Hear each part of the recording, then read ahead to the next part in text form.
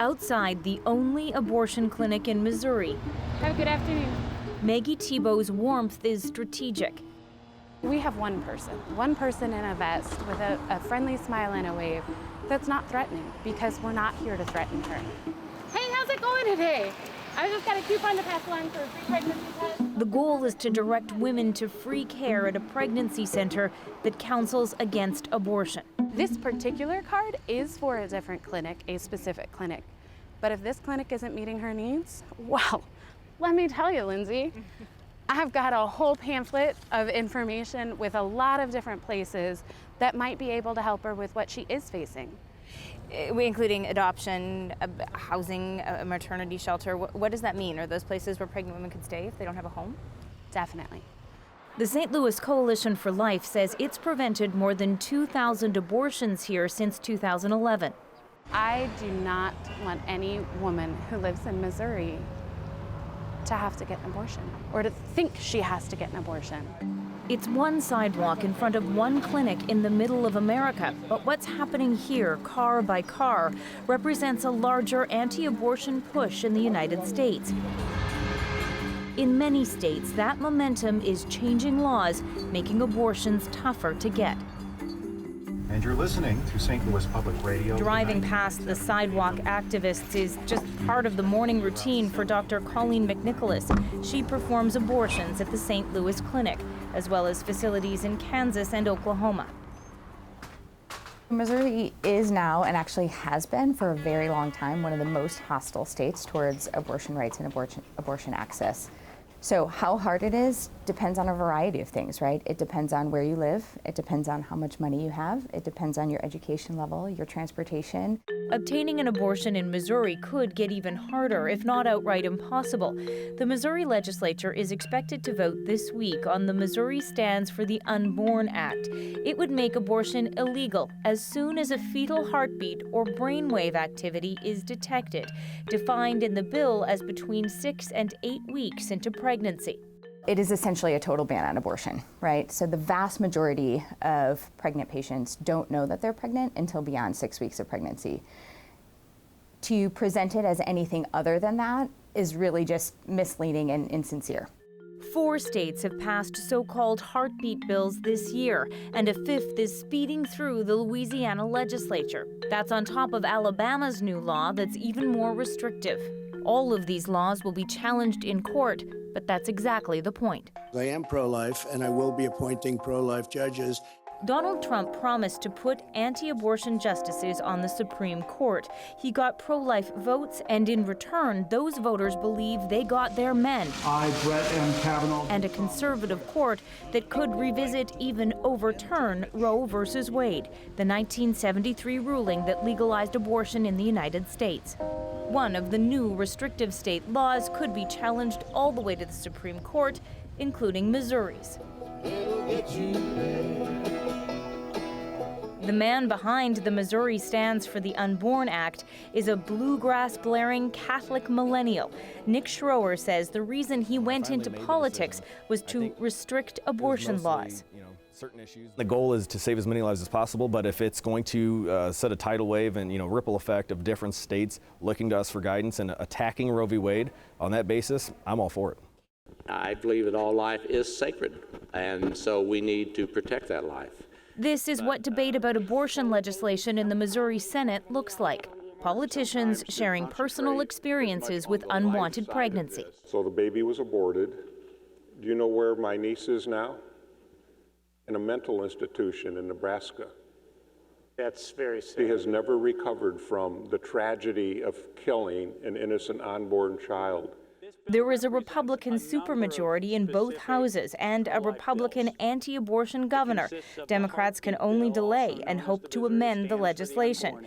Democratic Senator Jill Shoup worries Americans who believe in a woman's right to choose have taken that right for granted. I think with the change in our administration at the federal level and the change in the Supreme Court, this is now really on the line in a way that it hasn't been before. So we can no longer stand by and allow that complacency to continue. So the handmaids suit up. Thank you. Pro-choice activists fill the State House rotunda. hoping their chants will change legislators' minds. I was here about 2 months ago testifying against these bills. Among them, Ivania Woods. When Brett Kavanaugh was elected to the Supreme Court, she decided to start telling her story.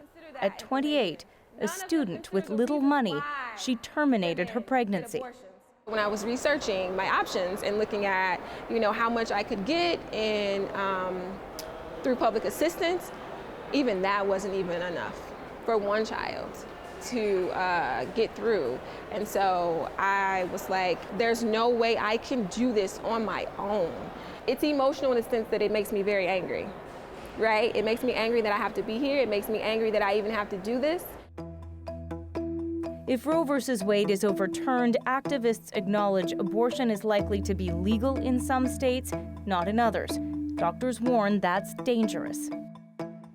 I fortunately am young enough that I didn't have to see women dying in the hospital wards from their self-managed abortion. I think people will travel, people will find a way. Already there's a billboard on Missouri's border with Illinois advertising safe abortion, an emotional political dividing line in a divided country. Lyndsay Duncombe, CBC News, St. Louis, Missouri. 7 states have passed laws this year to restrict access to abortion. That includes the 4 states Lyndsay mentioned where heartbeat bills were recently passed. As we saw, Missouri will join them shortly, and Louisiana should follow, and there's more to come. Last month, Tennessee passed an abortion ban, but it would only come into effect if the Constitution is amended to give states full authority or if the Supreme Court overturns Roe v. Wade. Lawmakers in 2 other states have passed new measures, but they're unlikely to go forward. Critics dismiss them as political distractions. So with abortion being legally restricted in so many states, what happens to those who need one? Because the need doesn't simply disappear. Women have always found a way, and studying Google searches helps understand how. An American researcher looked at the term self-induced abortion, found search rates for it steady until 2007, then jumping 40% in 2011. That's the year various U.S. states enacted a record number of abortion restrictions. These searches still spike in places with the toughest laws. Those who look find answers. We built a mobile clinic. Dr. Rebecca Gompertz of the Netherlands runs a ship that's a mobile abortion clinic, taking it near jurisdictions where the procedure is illegal. We are here in solidarity. Recently, her group began providing prescriptions for abortion medication. Foreign pharmacies fill them, send them to the U.S. in the thousands. But is this legal? State laws vary. The FDA sent Gompertz a cease and desist letter. She says she won't stop. I'm a doctor. I have a medical duty to help people that are that are needing in medical care. And so I won't turn away women when they need help. As it stands, there is a federal law that prohibits importation of pharmaceuticals to the U.S. without a prescription. The FDA, which is the agency that oversees that law, has some latitude in how they enforce it or not. There's a growing network of activists ready to help, apps to counsel people on what to do, and an increasingly busy California legal team advising women who are charged or afraid. These restrictions are political, and they have nothing to do with proper medical practice. In 2019, the back alley has moved online.